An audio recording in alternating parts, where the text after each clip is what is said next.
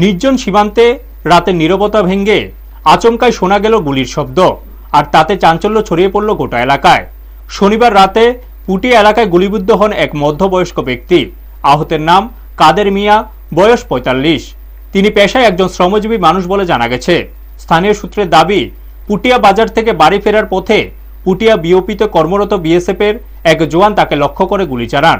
অভিযোগ, গুলি তার পায়ে লাগে এবং রক্তাক্ত অবস্থায় তিনি মাটিতে লুটিয়ে পড়েন। স্থানীয়রা দ্রুত তাকে উদ্ধার করে বক্সনগর সামাজিক স্বাস্থ্যকেন্দ্রে নিয়ে যান। সেখানে প্রাথমিক চিকিৎসার পর শারীরিক অবস্থার অবনতি হলে তাকে আগরতলা জিবিপি হাসপাতালে রেফার করা হয়। ঘটনার পর এলাকায় উত্তেজনা ছড়িয়ে পড়ে।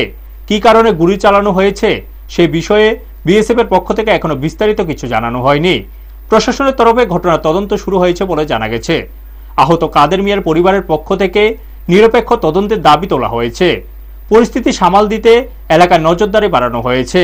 ব্যুরো রিপোর্ট, নিউজ তৎকাল 24। কোন জায়গায় গুলিটা দিছে? ওইটা বাজারের পুকুর দিয়া আমার শালির বেন যাই করেছিল দিয়া গুলি দিয়েছে। আমার জামাই বাপটা বাজার বুঝাই মাছ করে করবে বাবা, আমার গরিব মানুষ রে, আমার টানা কি করতো বুঝতে মানুষের দৌড়া গুলি দেয় বাবা। গাড়ি যে চলেছিল কোনো কিছু আসলাম সাথে গুলি করে দিয়েছে। কোন জায়গাতে এটা ঘটনাটা? পুটিয়া বাজারের লোকে বাজারের সাথে যার গুলি লাগলো তার নাম কি? কাদের মিয়া, বাড়ি পুটিয়া ১ নম্বর ২৯ লোকে। কি করে উনি? উনি এমনি বাট্টা বাট্টা কাজ করে।